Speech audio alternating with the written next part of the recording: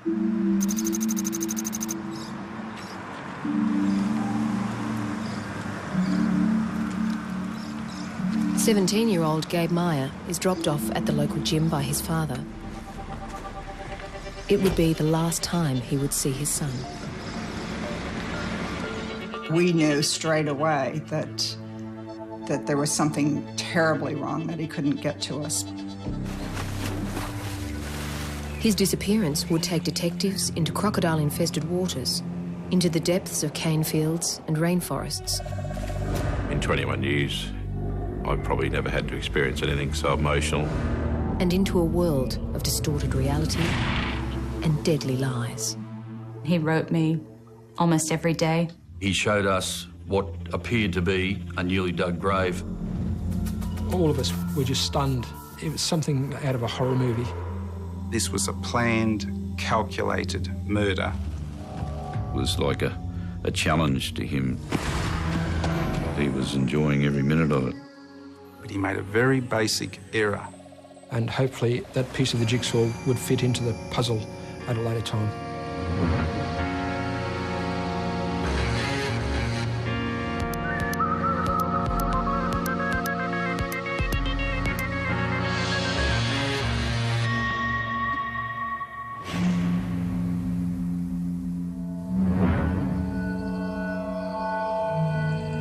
Sherry and Doug Meyer had left their hometown of Miami in the United States to escape the growing crime.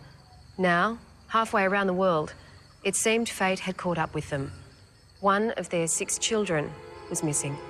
I started noticing at about 7:30 that he wasn't home, and he never missed dinner and would always give us a call to let us know where he was.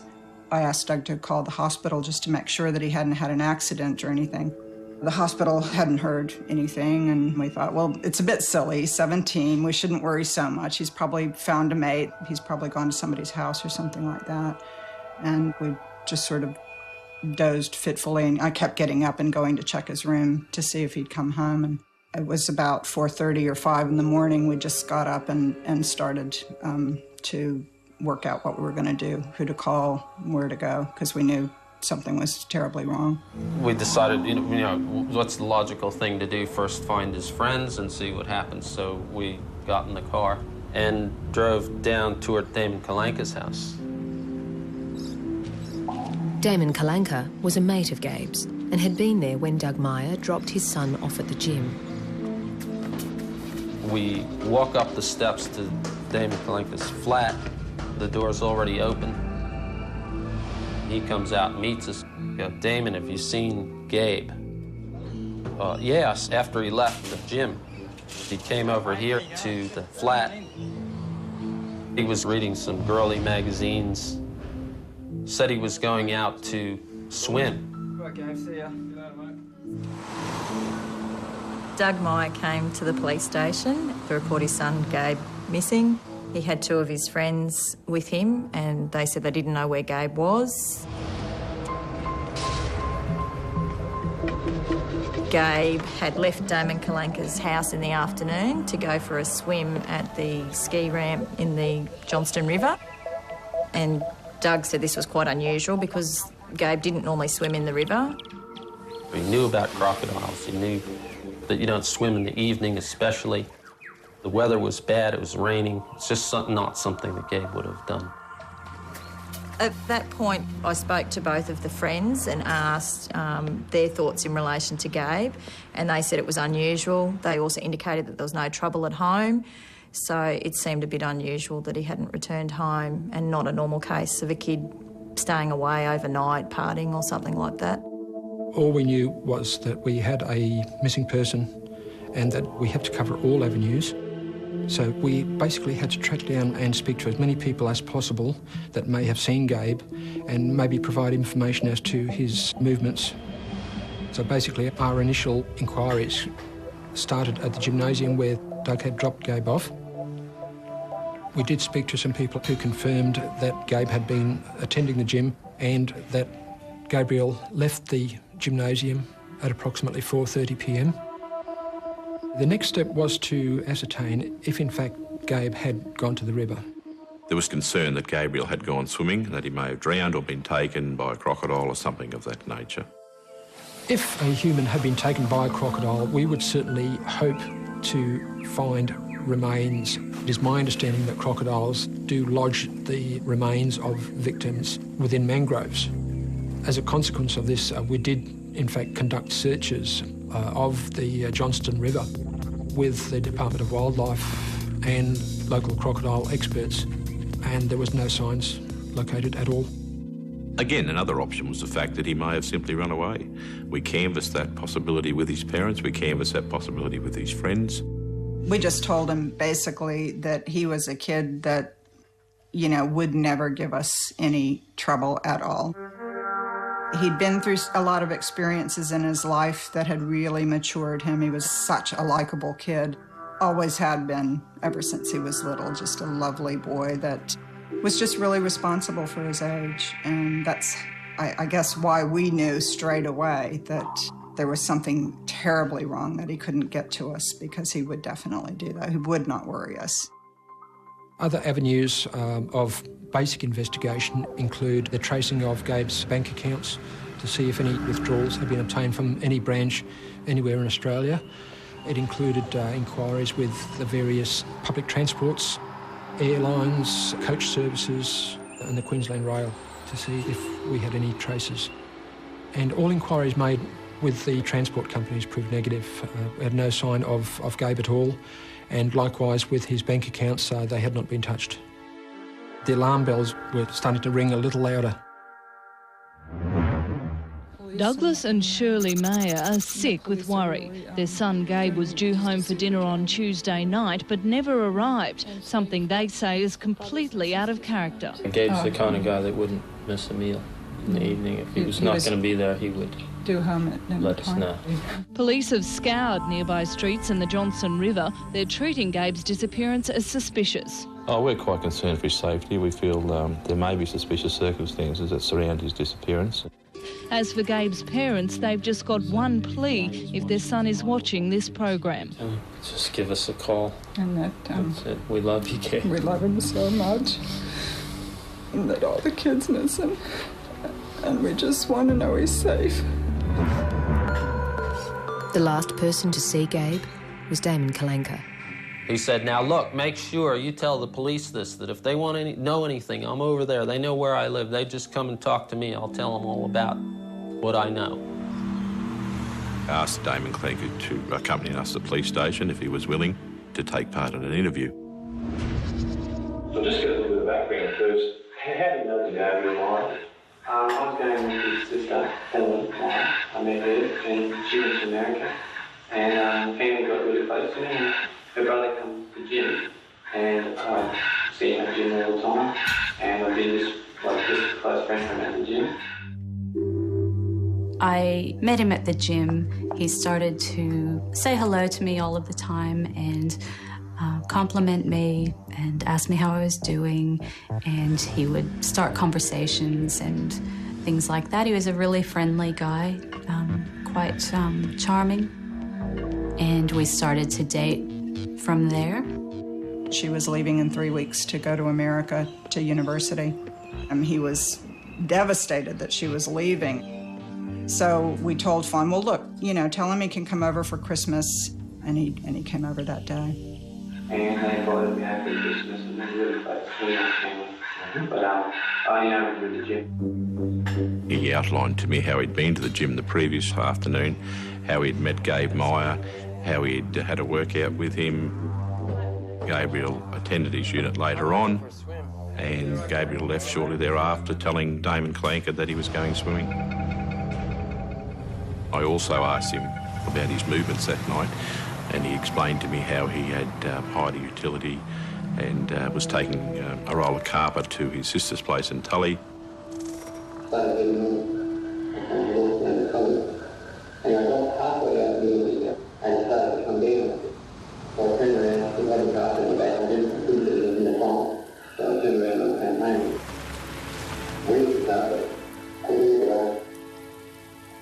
We had a look at the carpet that he was allegedly taking to his sister in Tully. It was laid out flat, and appeared to be of very, very poor condition, frayed and stained, and not the sort of item I would give as a gift to my sister. That seemed a little bit odd. As a result of that feeling, that carpet was taken possession of. The carpet had a large stain down one end, and it had some minor stains also down that end. The stains that were on it appeared that it may have been blood, and the other minor stains also indicated visually that they could possibly be blood. We used test strips, which was widely used by hospitals at the time. They were called Sangur test strips, and by moistening them with water and touching them onto different stains, if it was blood, it would react straight away and turn green. And these strips were used on all the visible stains that was on that carpet, but there was no significant reaction to any of those strips.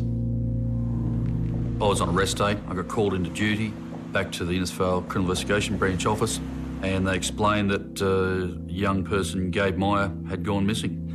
There was mention of Damon Kalanka, and I then spoke to Jacobs and Pickles and explained to them what happened back in 1991 when I had charged him with attempted murder on another young fellow by the name of Paul Mellick. He gave us a brief summary of the Mellick investigation in that Kalanka had been involved in a relationship with another female who had left him and taken up with Mellick.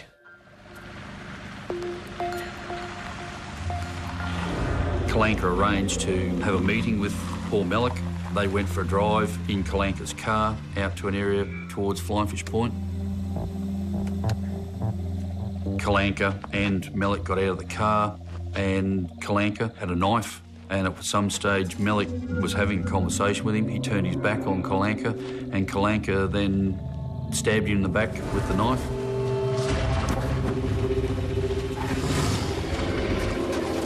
And then Mellick ran away. He ran up the Cane Headland. He actually got the knife off Kalanka. Kalanka chased him in the car. Mellick looked over his shoulder, thinking, what's going on? He looked over his shoulder, saw that Kalanka was speeding up this grassed headland on the farm, and he jumped in some long grass, and he was just missed by the car by a foot or so. Damon Kalanka was charged with attempted murder, but this was dropped at trial. Kalanka pleaded guilty to unlawful wounding and dangerous driving. He got 200 hours community service and also 2 years good behaviour. I read about it in the newspaper. One day he was with a friend at the gym, and they both asked me if I knew about the Paul Mellick incident, and I said that I knew a little bit about it, and both of them really described it as like a love triangle gone wrong, that not to believe what I'd read in the papers, and at the time I didn't really think a lot about it. He wasn't our ideal choice for her, but it doesn't work like that. We didn't feel we were in a position to tell her who she could and couldn't date at that point. He was very intense, very attentive, very kind, very charming, but a little bit more intense than you would expect from someone who had only just met a young girl. Gabe Meyer was the second eldest of 6 children. His older sister of 2 years was in the United States studying when her 17-year-old brother disappeared. I received a phone call from my mother, and she said that Gabe was missing. She said he hadn't come home the night before and that they were really worried about him. She told me that the last person that had seen him was Kalanka. I immediately thought, oh my God. Fawn and Damon Kalanka had been dating for 3 weeks before she headed overseas. When I arrived in America, he would write to me, and he wrote me almost every day, sometimes twice a day. The letters that he wrote were very much filled with things like, I miss you so much, and I wish I was there with you, and please come back, I'll pay for your flight. I felt smothered by them, and I wanted the relationship to end, and he wouldn't get the hint. Before I left, he asked me if there was anything that would make me change my mind and come back to Australia. I replied that there really wasn't anything that would make me come back unless something happened to my family. The significance of that was it then became a belief in the minds of the investigating officers that possibly a way of getting poor Meyer to return to Australia was something to happen to one of her family. Coupled with that was the fact that Kalanka had been involved in the previous incident with Mally.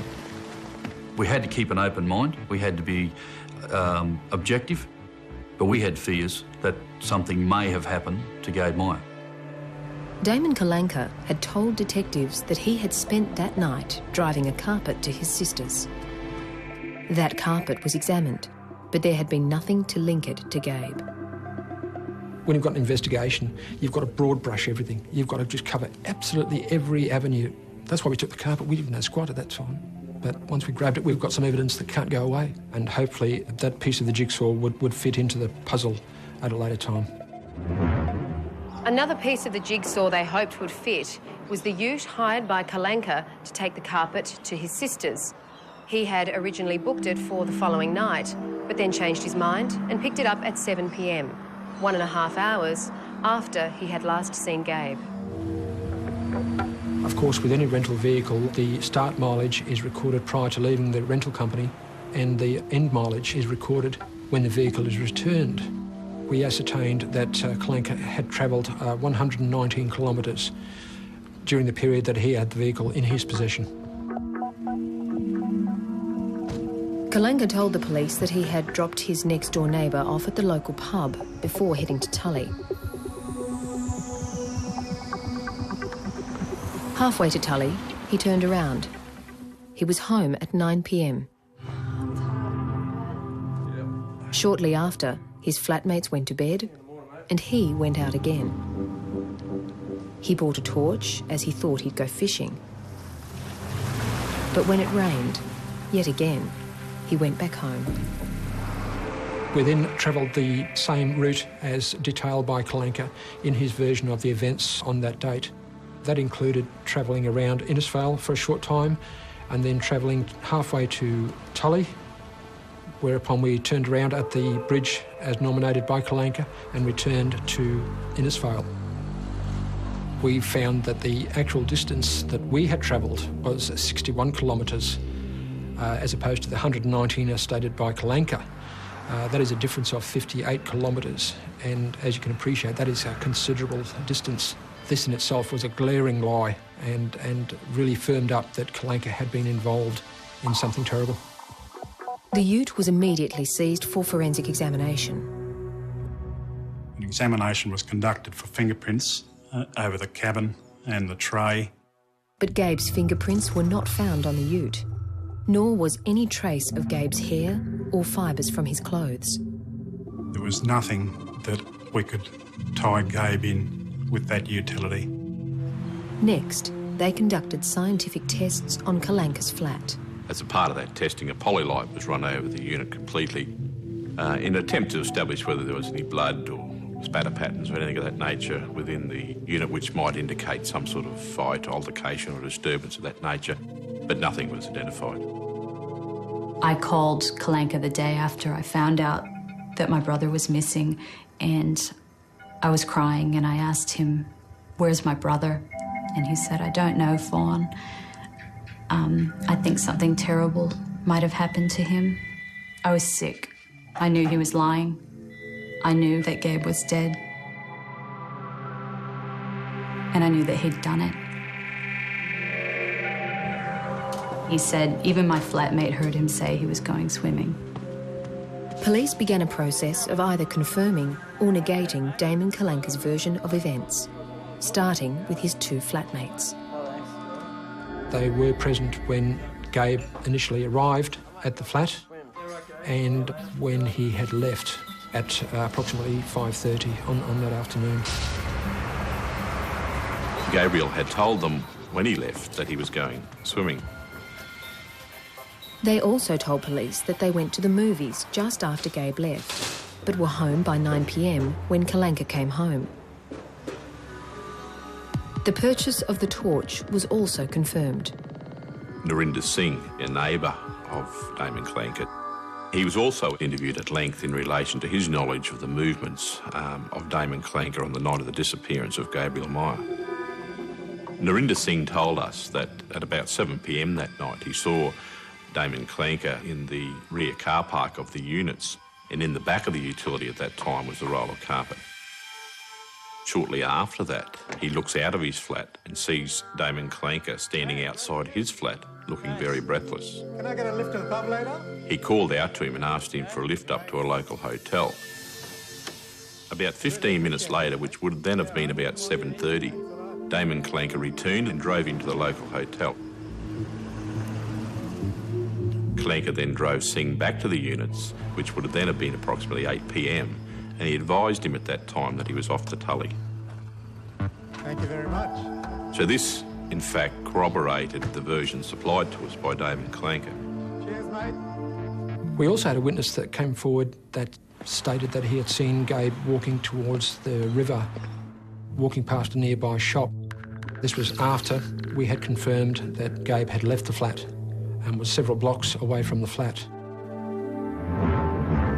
Apart from the discrepancy in the kilometres made in the ute, it appeared Damon Clanker's story was checking out. Then, the discovery of Gabe's bag on the banks of the Johnson River added to the confusion.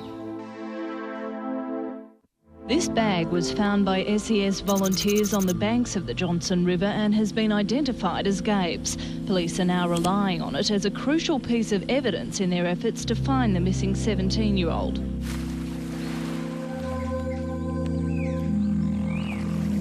Even though we were as certain as we could be that Gabe wouldn't have willingly gone and swam in the river, sometimes you sort of second guess yourself and say, you know, did he do something really stupid?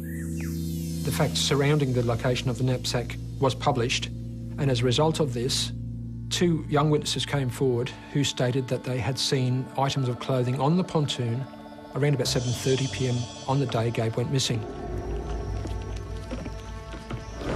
We also had some witnesses come forward who stated they had seen other youths throwing some of these items into the river.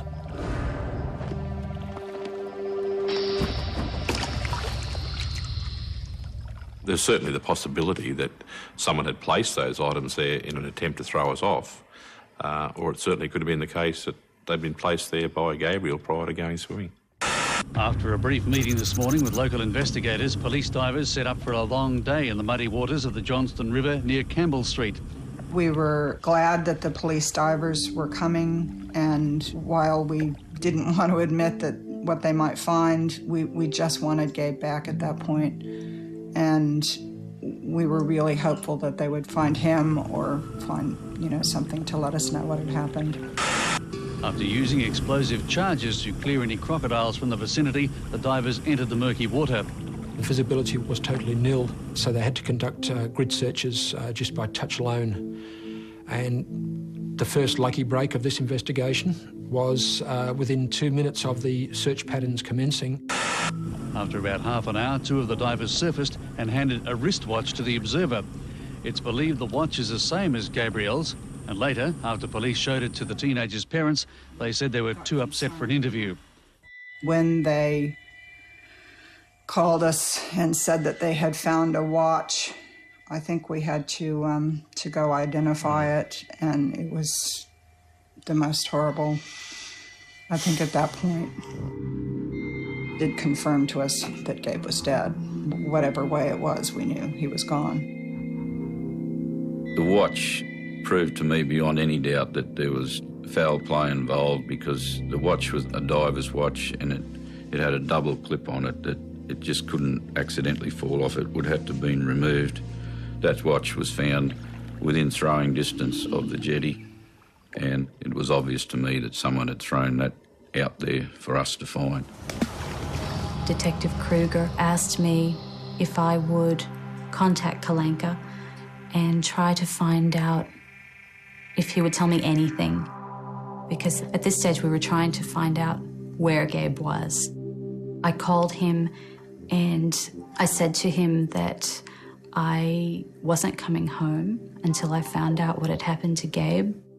I thought that by doing that, we may force Kalanka's hand in going and moving the body from wherever he had it, so somewhere that we would find it. The call was made, and unfortunately Kalanka didn't make any move except to spot the surveillance, and it was all over. Then a young man by the name of James Potter contacted the police with information. Just over 2 weeks before Gabe disappeared, he'd gone to a thickened area of rainforest with Damon Kalanka. He told us Kalanka showed him a cleared area of palm trees in the rainforest, and Kalanka had marked this area with a cross with some sticks on the ground. Kalanka told Potter that the cross was to identify the spot when he next came out camping. Later that day, we travelled to Polly Creek, and Potter showed us an area where he'd been with Damon Kalanka, and there was what appeared to be a newly dug grave under some palm leaves in the rainforest. When you first see the hole, it's nothing else but a grave. The shape of it, the depth of it, and there was no doubt in my mind that was to be someone's grave. Police decided it was time to bring Damon Kalanka in for another interview. They hoped the revelations of the grave-like hole at Polly Creek would trigger a confession. He's only a young couple of pocket James. Yeah, he'll do. When was the last time you took him to Polly Creek? About 3 or 4 weeks ago. Something like that, maybe. Well, have you been back there since the time you were up at the Potter? No, not at all, no. Did you mark a spot up there at all? I put a thing there so I remember where to go there again, because I put 2 pieces of wood, but that was down there. At this point of the interview, Damon Kalanka asked for an adjournment. The mention of Polly Creek, he basically froze, insisted on having a solicitor. That was obtained. The interview then recommenced, and Kalanka told police why he dug the hole. I was supposedly trying to go somewhere around for myself, to start up for my own use, not for my use, but to get some money together. I planned that I was about 6 foot long, 7 foot long, I don't know, about 2 feet deep. So what you're saying is that you dug that hole for the purpose of what's going to run plants in the future? We didn't believe that because the area, firstly, wasn't very ideal for growing marijuana. It was so thick. And secondly, there was never any suggestion, even on Kalanka's own admission, he wasn't a user of marijuana and had never been involved in the marijuana business. Did you go up to Polly Creek with the youth that night?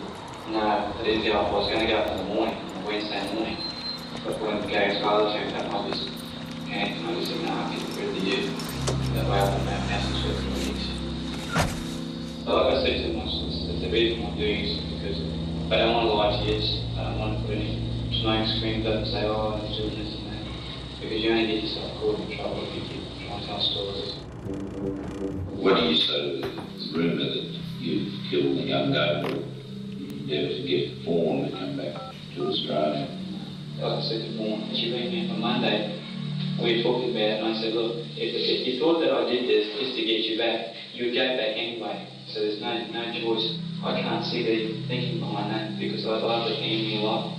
I have no intention of hurting anybody, and I would never do something like that. It was like a challenge to him. He seemed to be enjoying talking to us. Well, he knew what we had basically and what we didn't have, and I got the distinct feeling that he was enjoying every minute of it. I'll be honest with you, I think he has gone. I think he has taken off. But why do you think that? No, just that some of the things that he says and does, he is very adventurous, and if he wants to do something, he'll do it. But he's probably sitting somewhere now, probably just having the best time of his life. That's what he probably wants to do. But I'm angry with him, the fact that I'm going through all this. Yeah. But if he came back, I'd probably still try to be nice to him. I just don't want to get blamed for something, like they put something on me and I go to jail, and then in 10 years' time he turns up there with his wife, you know. That's what was really upsetting me. We certainly were getting a feel that something was seriously wrong with the mental processes of Kalanka. Some suggestions were that his behaviour would be sociopathic, and the reasoning behind the events of Malik, and as events were unfolding with Gabriel, that the behaviour was bizarre and certainly not by a normal person. At that point, we really needed to find Gabriel's body to show basically that it wasn't taken by a crocodile. And on finding the body, that we would then find some sort of forensic evidence which would tie Kalanka to the offence. Police firmly believed Damon Kalanka was involved in the disappearance of Gabe Meyer. And while they had a circumstantial case, they had no body. And then, on Australia Day, only 2 weeks after Gabe disappeared, that changed. I received a phone call from Margaret Carmichael, and she informed me that she'd found a suspicious site on the farm, and she was concerned that it may have been something sinister, and it may have been Gabe Meyer. The shallow grave was reported to police at midday yesterday by locals who noticed freshly turned soil in scrub near Moresby Creek outside Innisfail. Police immediately excluded media and the public from the scene while the remains were exhumed for forensic tests. In 21 years, I've probably never had to experience anything so emotional and so draining, and I felt terrible sorrow for the family at that stage. There are things that a parent knows somehow. I don't fully understand it myself, but there are certain things that you know. And that was one of them that they didn't have to tell us. We knew. To actually have his body found was a relief. And yet it was just so horrific, you know, I remember saying to them, "Where did you find him? Did you find him in the river?" And he said no, he was in a grave. Upon exhuming the soil, we located what appeared to be a human hand that was obviously tied behind the person. And as we removed all the soil from around the deceased, we found that both the hands and feet had been tied, that the deceased had been wrapped in a blanket and then further twine tied around the blanket. Gabe's body was removed and taken to the morgue. Meanwhile, the witness who had found him near the creek on the cane farm she lived on was being interviewed. She stated that on the night of the disappearance, she in fact did see a set of headlights driving from the highway through a back road to the area around where the gravesite was located. Also, the day before she contacted police, she did see Kalanka coming from that area. There was no doubt in her mind it was Damon Kalanka. Kalanka's parents lived next door to her. It appears that Kalanka had in fact been raised in this area, was very familiar with the area, and had in fact fished just a matter of metres from where the gravesite was. The post-mortem results on Gabe showed he had not been murdered in any overt manner, like being stabbed or shot. So while detectives waited for toxicology reports, other immediate evidence was being followed up. During the post-mortem, police obtained quite a number of exhibits, such as the twine that was used to bind the hands and feet, and also the blanket that was wrapped around the deceased. Police have now released this blanket found during their investigations. They and the Meyer family are urging anyone with any information to come forward. A couple of days later, Kalanka's ex-wife did contact police and stated that the blanket she had seen on television was in fact the same as the blanket she had owned when she was married to Kalanka. And the rope that was used was similar to rope that had been in Kalanka's flat and was now missing. It belonged to his flatmate. In addition, strips from the blanket were sent for forensic analysis. As a result of this testing, 6 polypropylene fibres were found that did not come from the blanket itself. These fibres were then compared with fibres taken from a piece of the carpet that had been recovered from Kalanka's unit. And they matched. Now their thoughts went back to the cause of death and whether Gabe could have been drugged. When we were considering the scenario of Gabriel being poisoned, we do recall that early in the investigation, Kalanka had stated that he supplied Gabriel a drink of sustagen. That way I promised him and stuff, just like a protein shake, and he'd have it with milk and it just increased soft. And anyway, he said, I got it for you. I made some up for him. There was nothing wrong with it, you know, I just made some up for him. He added to that, and then at 5:30 he said, we're going, and I said, see you later. He went to great pains to tell us that I just gave him a glass of sustagen. There was nothing wrong with it. I just took the seal off it. He just went on so much about this glass of sustagen that it had to be suspect. When the toxicology report came in, the results were chilling. Gabe had been given a carefully calculated cocktail of drugs. Well, the laboratory found paracetamol, pseudoephedrine, chlorpheniramine and metoclopramide in the liver and stomach contents. When that combination is present, one merely thinks of a cold and flu preparation. The toxicology report showed very high levels of these drugs in the tissues, meaning there had been an overdose. Depending on how much was used, how much was consumed and absorbed, it could kill him. More likely is to cause extreme drowsiness, perhaps falling asleep, and then he could easily have been asphyxiated, smothered in some way, or killed in another way that would not have had much resistance from him to respond to any act against him.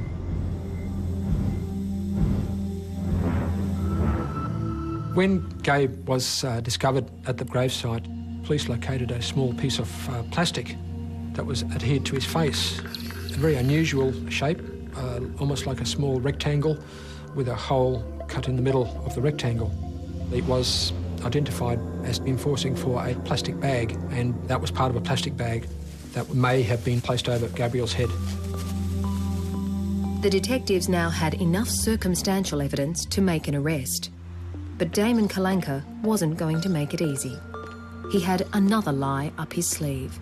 This entire case was going to be fought on intent.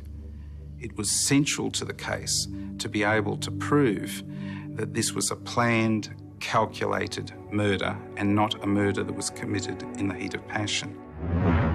When Damon Kalanka was arrested for the murder of Gabe Meyer, he refused to speak with police. But he did talk to his own sister. Deborah Morton told the magistrate that Kalanka had at first denied any involvement, that she'd then gone on the attack and was out to crack him. She said she'd told Kalanka, "For once in your life, I want you to be a man and tell us the truth. The family needs to know that you've been nothing but a compulsive liar all your life." Mrs. Morton then told the court that her brother started to tremble, then said, "I did it."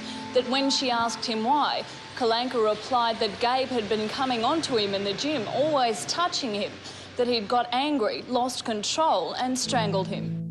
I think at first we were enraged to think that he would try to say these things about Gabe, and then we thought, this is a desperate person.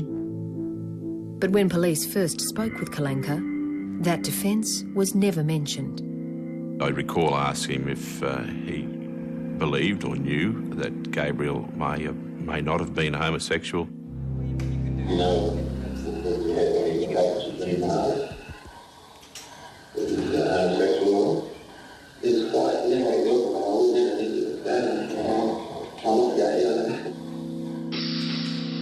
Kalanka was going to argue that he did not intentionally kill Gabe Meyer, and that accordingly he should only be convicted of manslaughter and should get a far shorter sentence.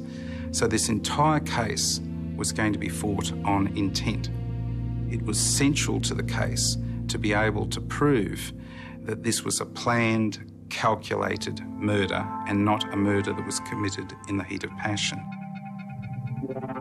The gravesite measuring exactly that of the grave found at Polly Creek was evidence of premeditation.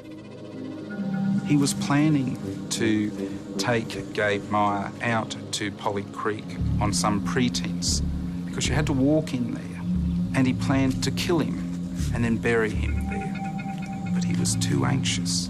He was too keen to kill Gabe Meyer. The concoction administered by Kalanka to Gabriel was in fact too strong and rendered him unconscious. As such, Kalanka was forced to use the Martyville site. And there was further evidence of his intention. On the 5th of January, Kalanka called me again, and he started the conversation by asking me what my decision was. He said, "I'm ready for you to drop the bombshell. Don't worry, I'm used to rejection." I responded by telling him that it was over and that we were silly to think that this could keep going. On the very next day, Damon Kalanka went shopping. After the arrest, police did continue further inquiries to reinforce the prosecution's case. One of the avenues was to approach all of the chemists in the area. One chemist ascertained that Kalanka had purchased 2 packets of Vicks Head Clear, and the exact ingredients of the Head Clear tablets were exactly the same as the toxicology results from the deceased. So that was the final link in the chain. We could connect him to the drug that was found in Gabe Meyer's body, and that pointed to a very calculated killing. Essentially, the prosecution case was that the 2 flatmates go out around 5:45 p.m. It seems that very shortly after that, Gabe Meyer returns. Kalanka didn't kill Gabe in the heat of passion. He gave Gabe this drink. He watched him drink it, and he watched him go unconscious. It would have taken 45 minutes before he actually passed out. Just picturing the face that was in Gabe's face and what Gabe was picturing. You know, was this guy standing there and telling him what was going to happen to him? All this going through your mind, well, it just suddenly became overwhelming, and it's very out of character for me, but I turned around and I punched the wall. He bound his hands. He bound his legs. He put a plastic bag around his head. By the time that Kalanka has gone to pick up the ute, Gabe Meyer is already dead or well on the way.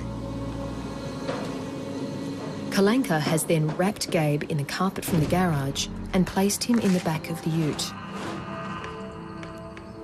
This is where Singh calls out and asks for a lift to their hotel. And that's when Kalanka says, in about half an hour or so. Kalanka then drove down to the pontoon, where he placed Gabriel's towel, shoes, knapsack on the pontoon. Then he throws the watch into the water. He then gives his neighbour Singh a lift to the local pub to cash his paycheck, and then drops him back.